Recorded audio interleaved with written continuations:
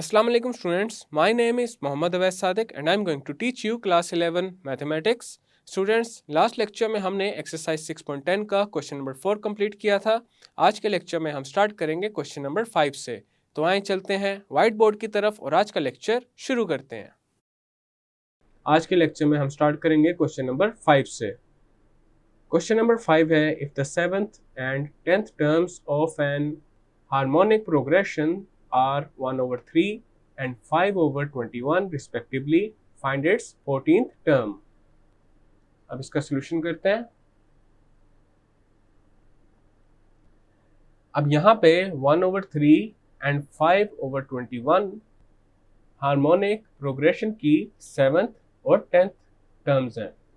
अगर इन दोनों नंबर्स का हम रेसिप्रोकल ले लें तो जो टर्म्स बनेंगी वो 7th और 10th टर्म्स होंगी अरिथमेटिक प्रोग्रेशन की। तो यहाँ पे 1/3 का जो रेसिप्रोकल है वो क्या है, 3, and the reciprocal of 5/21 is 21/5। अब ये हमारे पास है 7th एंड 10th टर्म्स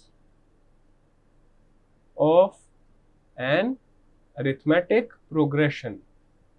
अब हमारे पास यहाँ पे A7 है 3 के equal and A10 is equal to 21/5 और हमने फाइंड करनी है 14th टर्म। अब यहाँ पे हम अरिथमेटिक प्रोग्रेशन की जो 14th टर्म है उसको फाइंड करेंगे और जो भी रिजल्ट आएगा उसका रेसिप्रोकल जब लेंगे तो हमारे पास आ जाएगी हार्मोनिक प्रोग्रेशन की 14th टर्म।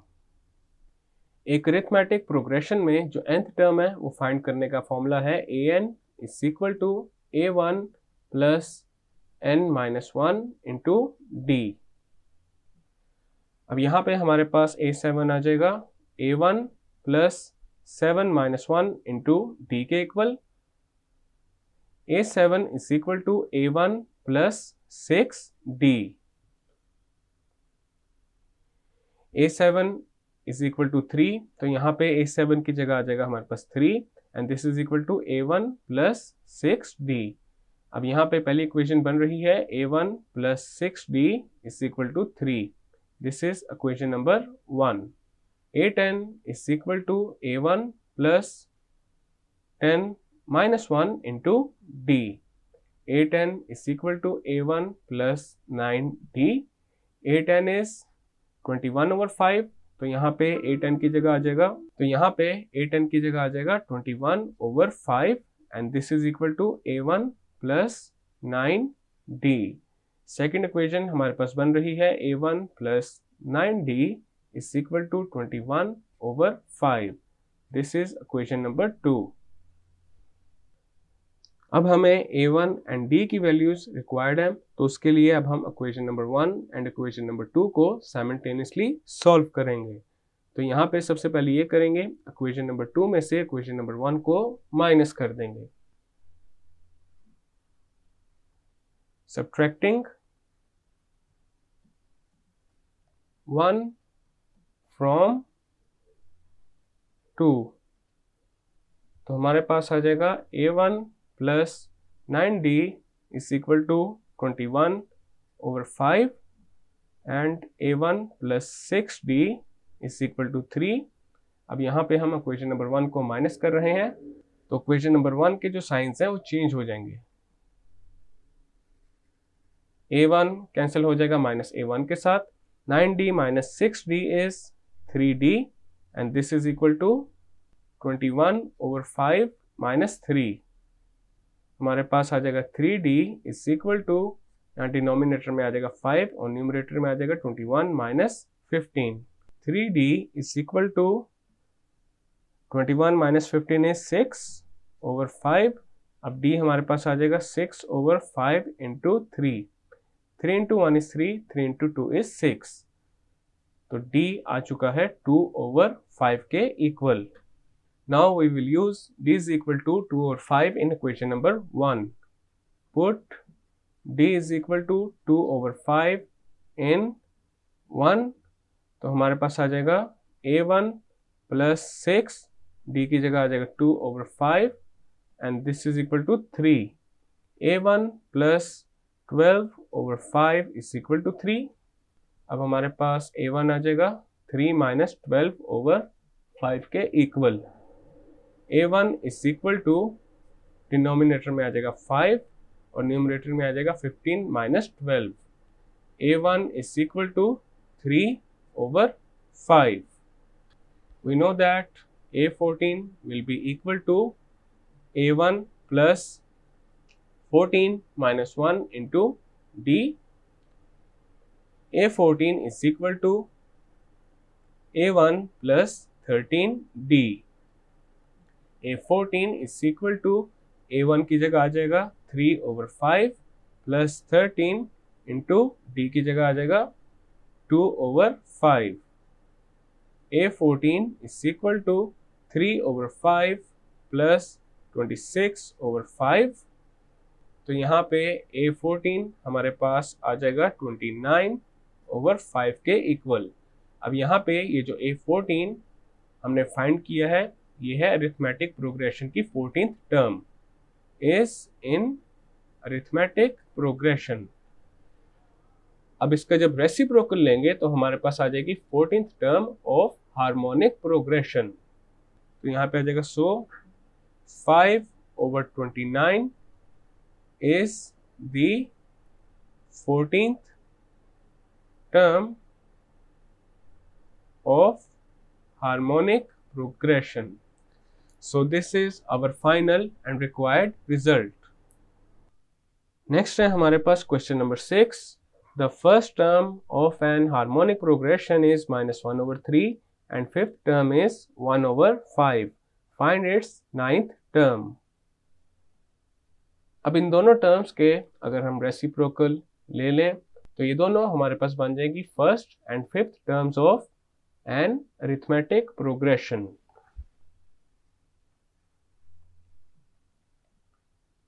-1/3 का रेसिप्रोकल होगा -3 एंड 1/5 का रेसिप्रोकल होगा 5.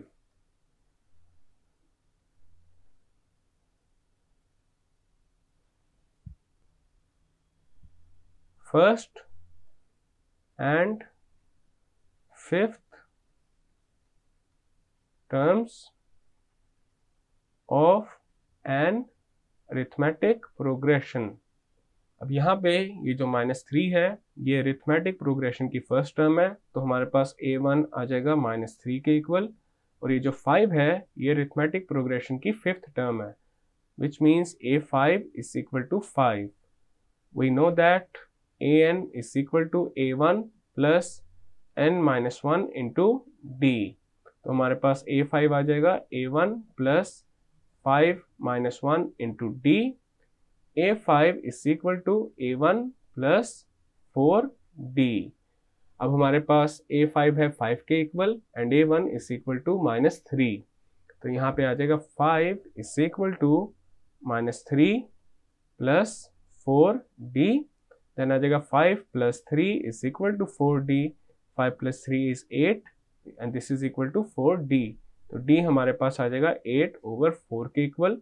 4 into 1 is 4, 4 into 2 is 8. तो d आ चुका है 2 के इक्वल. अब हम फाइंड करेंगे अरिथमेटिक प्रोग्रेशन की नाइन्थ टर्म. तो हमारे पास आ जाएगा a9 is equal to a1 plus 9 minus 1 into d. a9 is equal to a1 plus 8d. a9 is equal to a1 है -3 के equal plus 8 into d is equal to 2. तो a9 आ जाएगा -3 plus 16 के इक्वल. तो arithmetic progression की जो ninth term है वो आ जाएगी हमारे पास 13 के equal. Is in arithmetic progression. अब अगर इस टर्म का हम ले लें रेसिप्रोकल तो हमारे पास आ जाएगी ninth term of harmonic progression. Thus 1/13 is the ninth term of harmonic progression. So this is our final and required result. Next है question number 7, if 5 is the harmonic mean between 2 and b, find b।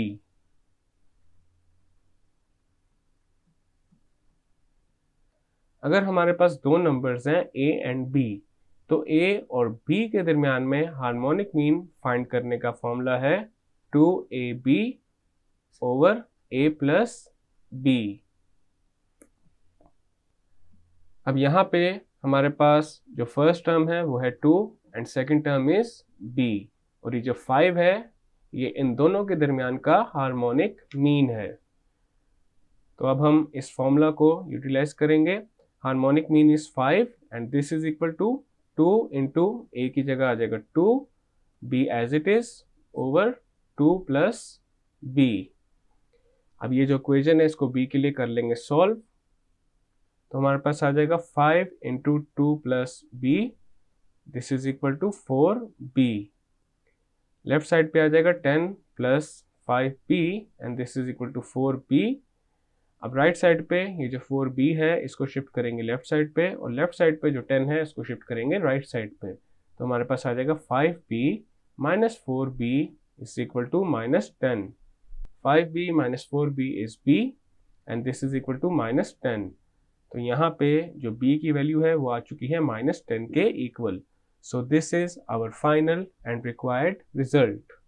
Next है हमारे पास question number 8, if the numbers 1 over k, 1 over 2k plus 1 and 1 over 4k minus 1 are in harmonic sequence, find k।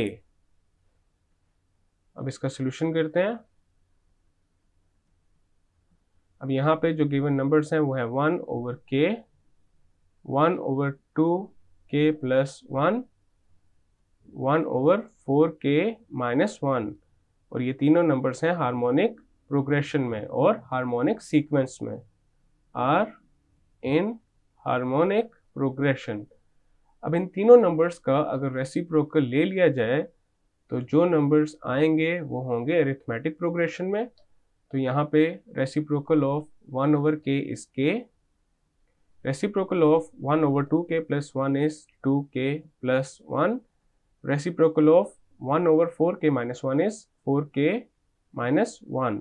अब ये तीनों numbers हमारे पास होंगे arithmetic progression में, are in arithmetic progression. और एक अरिथमेटिक प्रोग्रेशन में थ्रू आउट द सीक्वेंस जो कॉमन डिफरेंस होता है वो सेम होता है। तो यहाँ पे पहले हम कॉमन डिफरेंस फाइंड करेंगे by considering the first two terms. तो हमारे पास d आ जाएगा 2k plus 1 minus k, then d आ जाएगा 2k minus k is k, साथ आ जाएगा प्लस 1। इसके बाद हम कॉमन डिफरेंस को फाइंड करेंगे by considering the second and third term. तो हमारे पास कॉमन डिफरेंस आ जाएगा 4k minus 1 minus into 2k plus 1, d is equal to 4k minus 1 minus 2k minus 1, d is equal to 4k minus 2k is 2k minus 1 is minus 2। अब एक arithmetic progression में जो common difference होता है वो through out the sequence same होता है। तो यहाँ पे इन दोनों कॉमन डिफरेंसेस को अब हम कंपेयर कर देंगे। तो हमारे पास आ जाएगा k plus 1, this is equal to 2k minus 2। अब इस इक्वेशन को हम सॉल्व कर लेंगे k के लिए। तो हमारे पास लेफ्ट साइड पे ये जो k है इसको शिफ्ट कर देंगे राइट साइड पे, और राइट साइड पे जो माइनस 2 है इसको शिफ्ट कर देंगे लेफ्ट साइड पे। तो हमारे पास आ जाएगा 1 plus 2 is equal to 2k minus k, 1 plus 2 is 3 and 2k minus k is k। अब यहाँ पे हमारे पास k की वैल्यू आ चुकी है 3 के equal. So this is our final and required result. Next है question number 9, find n so that a raise to the power n plus 1 plus b raise to the power n plus 1 over a raised to the power n plus b raised to the power n may be harmonic mean between a and b। अब यहाँ पे हमने n की वो value find करनी है जिससे ये पूरी टर्म a और b के दरमियान हार्मोनिक मीन बन जाए। अब इसका सोल्यूशन करते हैं। Let a raised to the power n plus 1 plus b raised to the power n plus 1 over a raised to the power n plus b raised to the power n may be harmonic mean between a and b. We know that harmonic mean between a and b is defined as 2ab over a plus b. अब यहाँ पे ये दोनों हमारे पास harmonic means हैं, तो इनको compare कर लेंगे। हमारे पास आ जाएगा a raise to the power n plus 1 plus b raise to the power n plus 1 over a raise to the power n plus b raise to the power n, this is equal to 2ab over a plus b। Next हम करेंगे cross multiplication, तो हमारे पास आ जाएगा a plus b into a raised to the power n plus 1 plus b raised to the power n plus 1, this is equal to 2ab into a raised to the power n plus b raised to the power n. Then हमारे पास आ जाएगा a into a raised to the power n plus 1 plus a into b raised to the power n plus 1 plus b into a raised to the power n plus 1 plus b into b raised to the power n plus 1, this is equal to 2ab into a raised to the power n plus 2ab into b raised to the power n.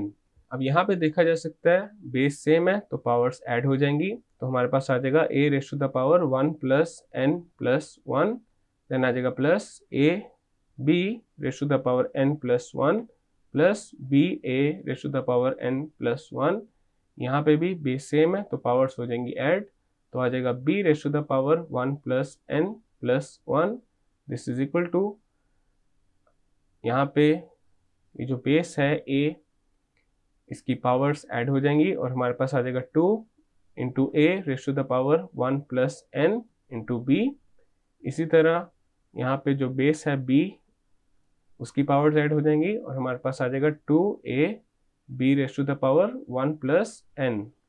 Then हमारे पास आ जाएगा a raise to the power n plus 2 plus a into b raise to the power n plus 1 plus b into a raise to the power n plus 1 plus b raise to the power n plus 2, this is equal to 2 into a raise to the power n plus 1 into b plus 2a into b raise to the power n plus 1।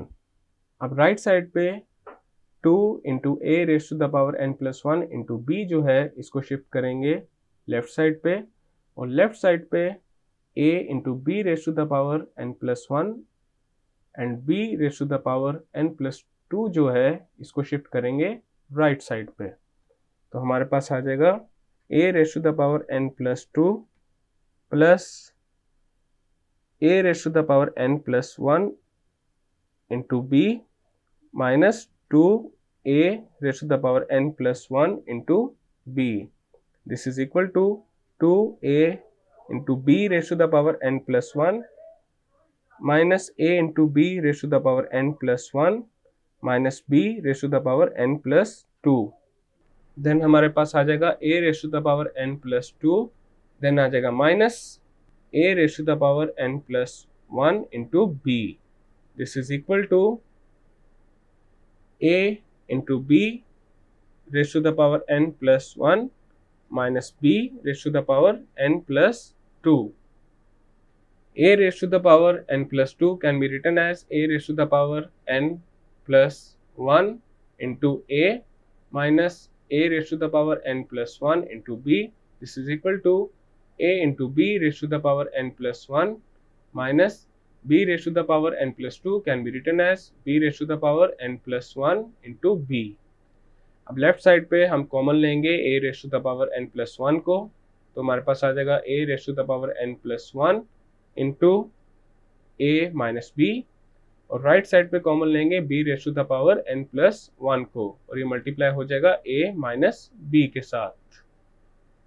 अब right side पे ये जो b raise to the power n plus 1 है इसको shift करेंगे left side पे, और left side पे जो a माइनस b है इसको शिफ्ट करेंगे राइट साइड पे, तो हमारे पास आ जाएगा a raise to the power n plus 1 over p raise to the power n plus 1, this is equal to a minus b over a minus b। a minus b cancel हो जाएगा a minus b के साथ, और हमारे पास आ जाएगा a raise to the power n plus 1 over b raise to the power n plus 1, this is equal to 1। अब लेफ्ट साइड पे जो पावर्स हैं उनको कंबाइन कर लेंगे, तो हमारे पास आ जाएगा a over b raise to the power n plus 1, और राइट साइड पे ये जो 1 है इसको हम लिख सकते हैं a over b raise to the power 0, because किसी भी टर्म की पावर अगर 0 हो तो वो हमेशा इक्वल होती है 1 के। अब यहाँ पे देखा जा सकता है लेफ्ट साइड और राइट साइड पे जो बेस है वो सेम है, तो इसका मतलब ये है जो पावर्स हैं वो भी इक्वल होंगी। तो हमारे पास आ जाएगा n plus 1 is equal to 0। अब यहाँ पे n की वैल्यू आ जाएगी माइनस 1 के equal. So this is our final and required result. Students, आज के लेक्चर में हमने एक्सरसाइज 6.10 को क्वेश्चन नंबर 5 से लेके क्वेश्चन नंबर 9 तक कंप्लीट कर लिया है। नेक्स्ट लेक्चर में हम कंटिन्यू करेंगे क्वेश्चन नंबर 10 से। मैं उम्मीद करता हूँ आपको आज का लेक्चर समझ आ चुका होगा। हम मिलेंगे अब अगले लेक्चर में।